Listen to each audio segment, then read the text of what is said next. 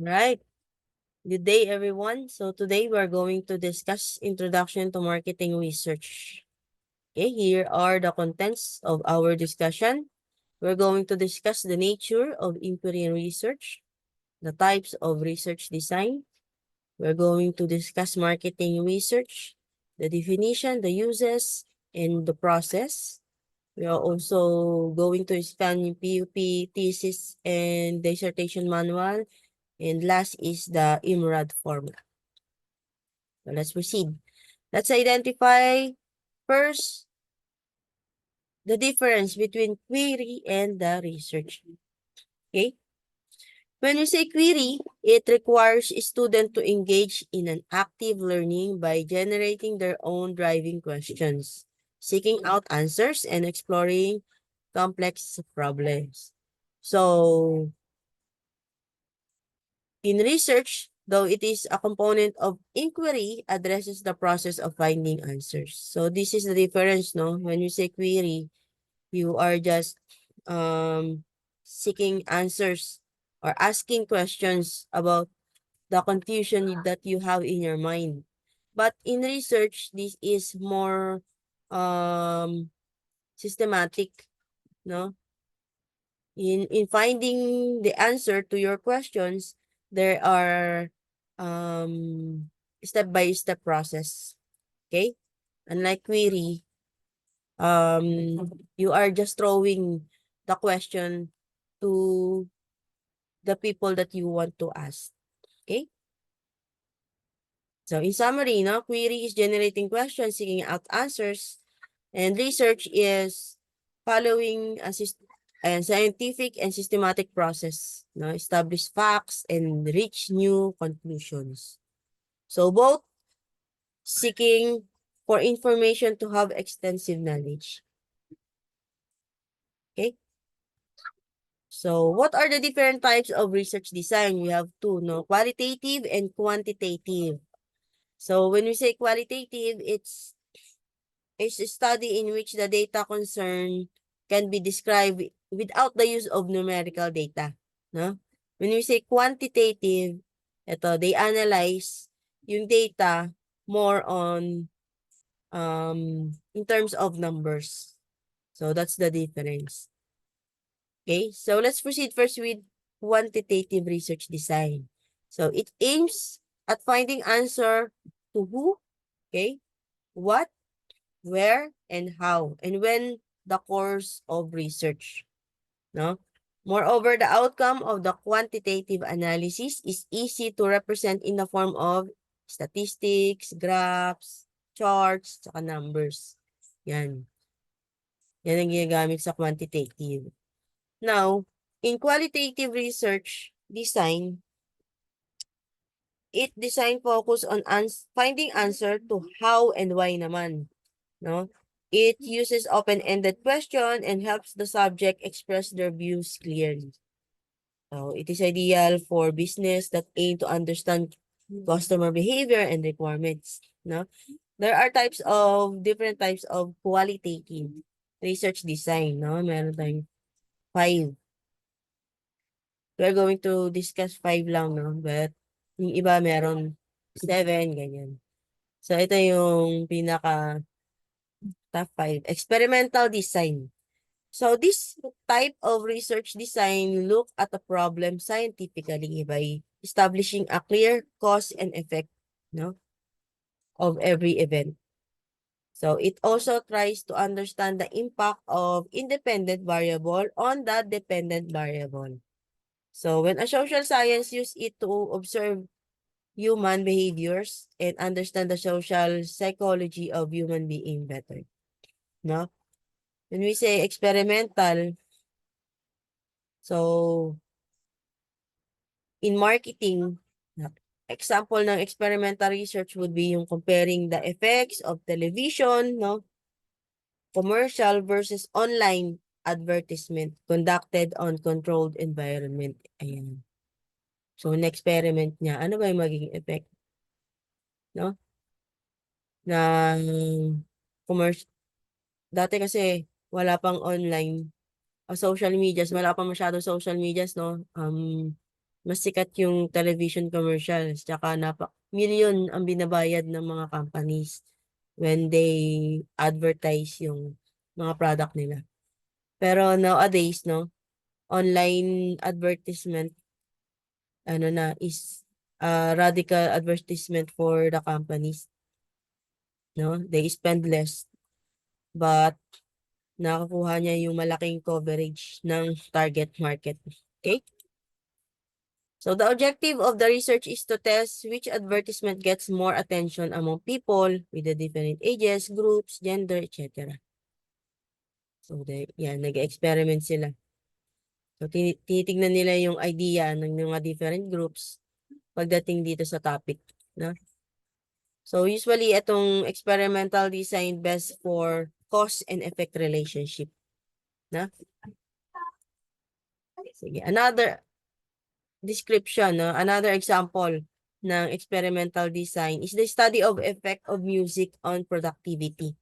So, a researcher assigned participant to one or more groups, those who listen to music while working and those who don't. Kasi may mga ganun, no? May mga tao na multitasking, no?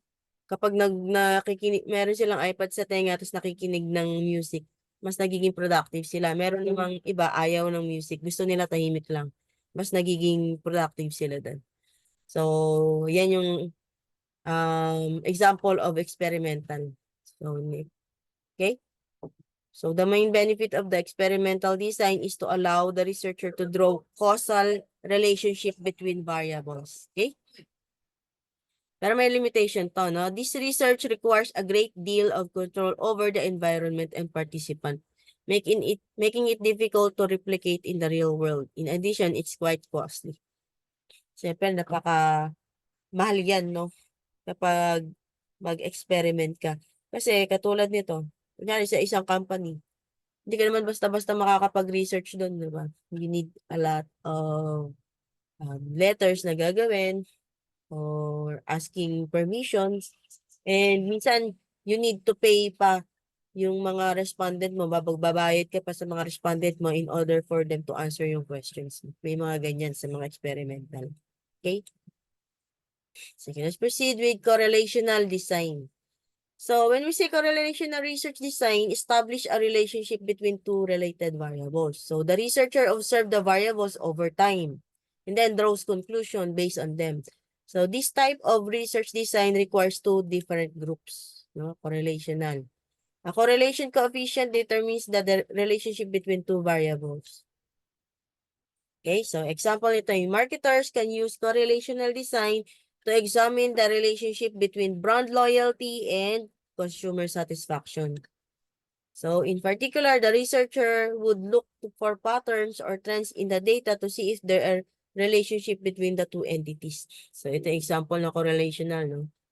So, may kinalaman ba yung brand loyalty sa customer satisfaction? Yan. Pwede rin, no? Pwedeng i-research yan. Ibig sabihin, two variables yan. Yung, yung satisfaction ng customers versus yung brand loyalty. Tinitingnan nila kung may relationship ba yung dalawa. Minsan kasi, kapag pag nasa-satisfy yung customer, di ba? Saka sila nagiging loyal dun sa brand. Okay? Pero, may mga times na satisfied sila pero hindi sila loyal sa brand. Yan. Nire-research. Ayan yung purpose ng correlation. Chine-check niya kung may connection ba talaga yung dalawa. Okay?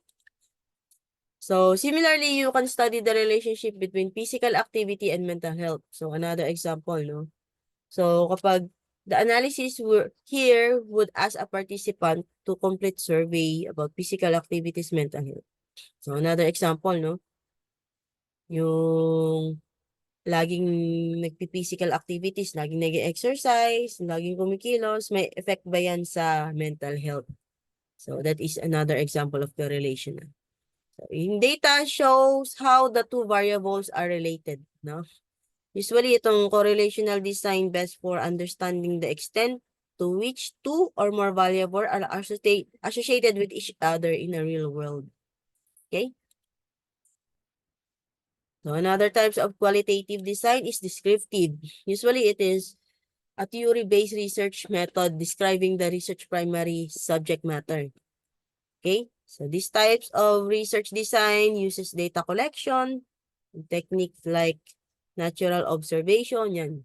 Case study is part of descriptive design. Surveys to derive research.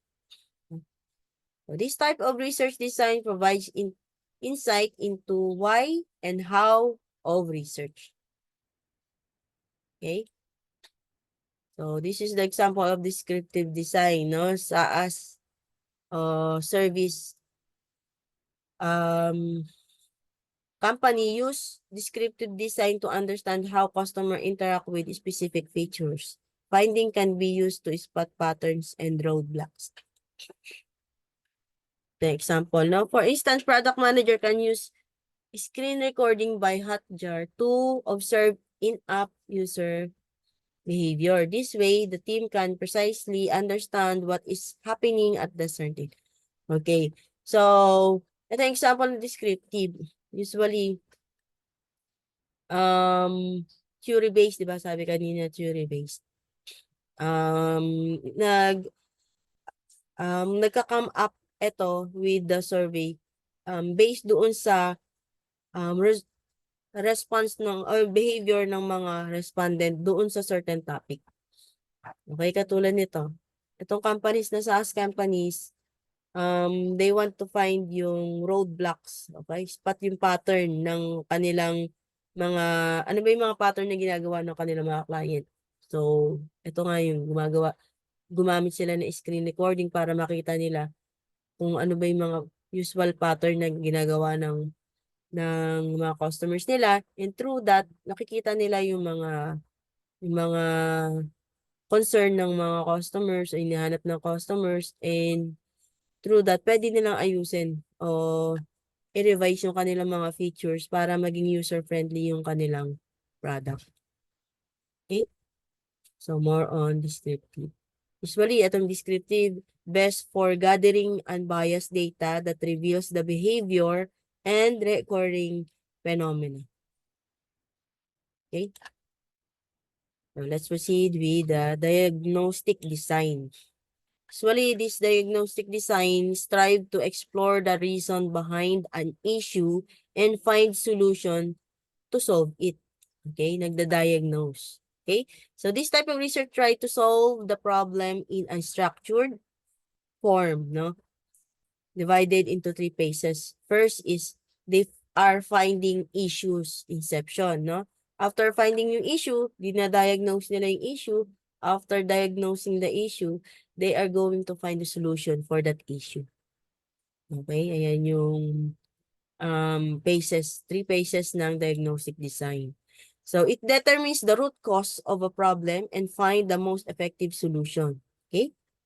So, it's often used in marketing to identify areas of improvement or potential opportunities for growth.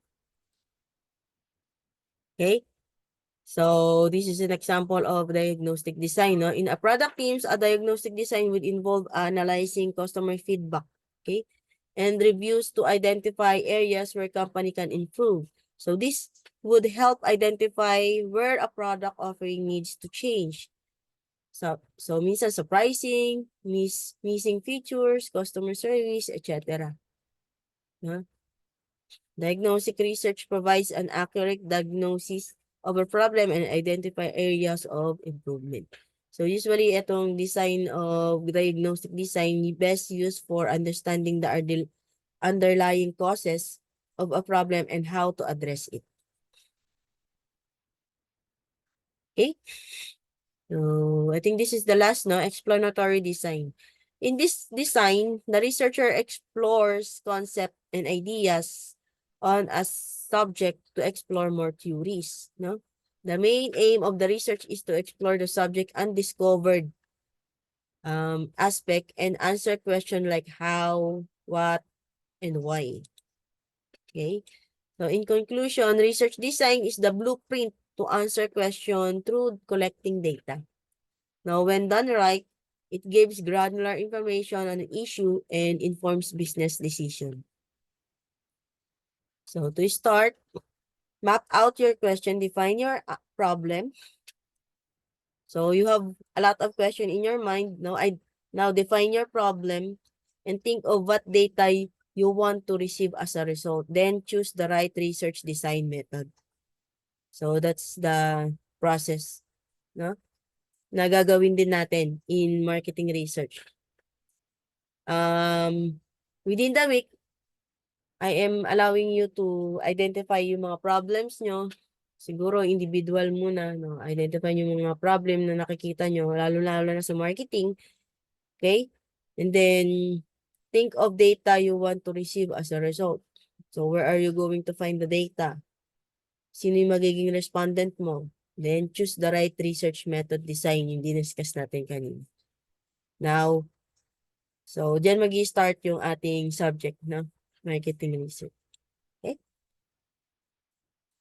So, marketing research, let's identify market research or marketing research is any set of techniques used to gather information and better understand the company's target market. Okay?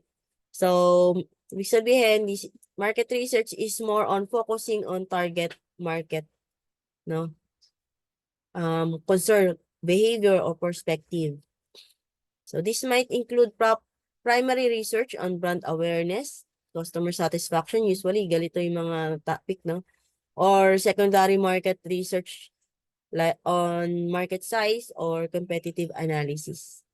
So, businesses use this information to design better products, okay? To improve yung experience ng customers o magka-craft sila ng bagong strategy, no? To attract quality leads and improves the conversion rates. Okay?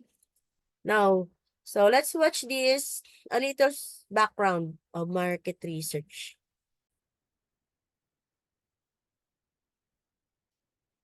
Market research is the process a company uses to assess the viability of a new product or service. It reveals the details of a company's target market and what consumers think about a product before it's widely released. Companies can hire third-party providers or do the research themselves. Techniques include surveys, product testing, and focus groups. Suppose XYZ technology company invests in a new phone that offers some innovative features. The company can assemble a focus group and let its participants experiment with the phone, while management observes from behind a two-way mirror. It might interview consumers to gauge interest in the product, or use phone or mail surveys to gather more data.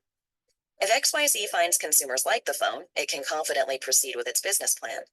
If not, it can scrap the project or make adjustments according to what its research discovered. Market research can be expensive and time-consuming, but unveiling a new product without conducting market research can be even more costly. All right. So that is how market research works, no? So usually companies conduct market research before introducing new products. Usually ginagamit ng market research sa mga startup companies, startup enterprise to determine their appeal to potential customers. So tools na ginagamit is focus groups, telephone interviews, surveys, using questionnaires. Yan. Right, so let's proceed now with the marketing research process. So first is identify the problem. So this is what you are going to do, no? You need to identify a problem that you want to solve. Okay? Then identify the objectives. Then research questions. Okay? So what are your questions about that problem? Second is develop the research plan. So information needed, research and analysis methods, and responsible parties. The third is now you are going to conduct now your research. Part of developing the research plan, identify nyo ano what kind of research research design ng gagawin nyo. Then, in conducting research naman, meron kayo secondary data review, primary data collection, no? Secondary, usually yan yung mga sa libraries. Yan. Primary, yan, mga interviews, direct ka sa respondent mo in getting the data. Now, through that, identify mo yung mga suitable methods and techniques. Now, after that, analyze and report findings. In research, di ba, alam naman natin, We need to have statistics in finding yung mga yung mga report findings natin, no?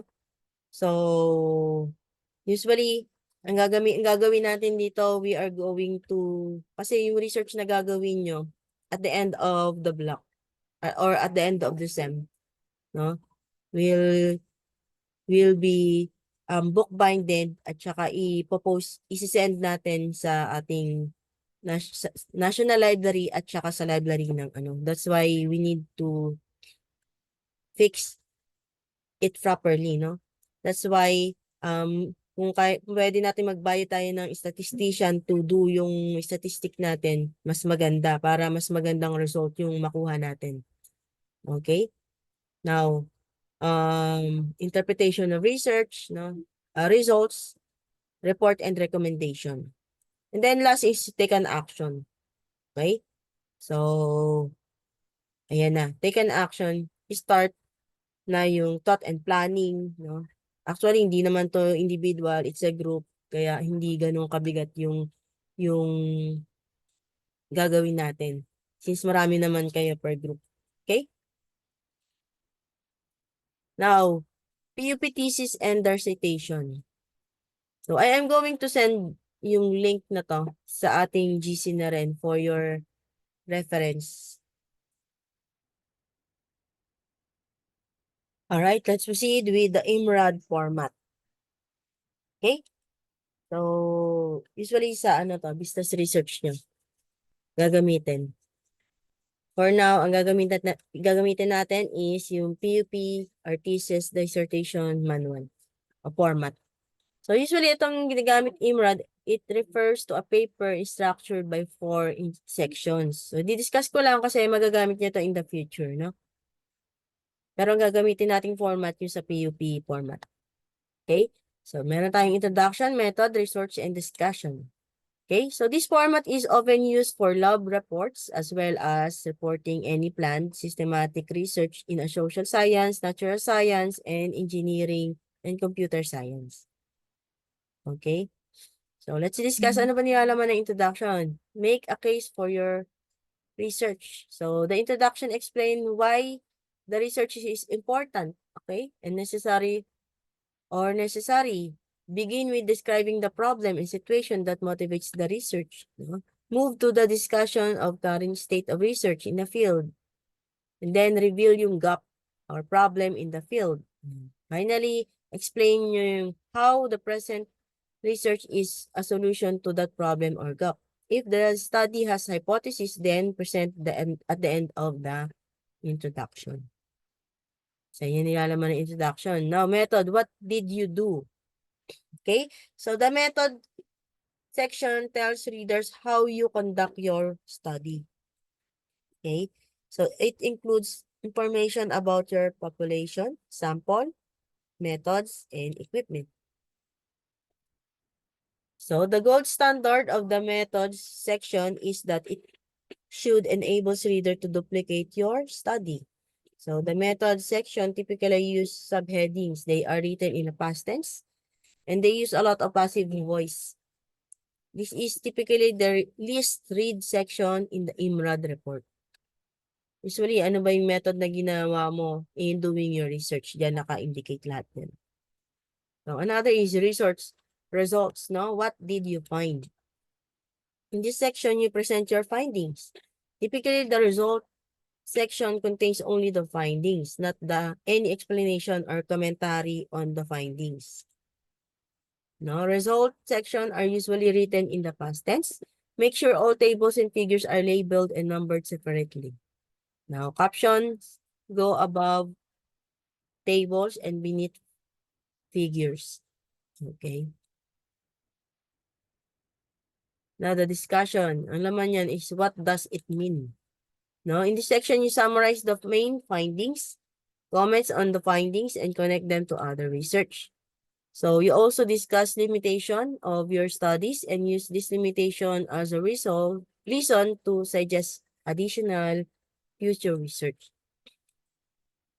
Now, last yung sa abstract. When we say abstract, ito yung summarize. ng entire study. So, it comes at the beginning of the paper, but you should write it after you draft the full report. So, the abstract provide a short overview of the entire paper, including sentence or two about the report purpose, importance, a sentence or two about the methods, a few sentences that represent the main findings, and a sentence or two about the implication of your findings. Okay? So, this will be your assignment. Submit a one-page biographical statement with your formal picture. So, there are a lot of format, no, ng biographical statement. Pero para pare-parehas, I have here an example. No? So, this example, just put your formal picture, no? Formal picture here, and then put your full name here. Yung ibang biographical, they input yung telephone number, address, email ad before they start describing themselves. Tsaka yung mga accomplishment nila. Okay? So, this is an individual assignment. So, just upload it in our link requirements. Okay?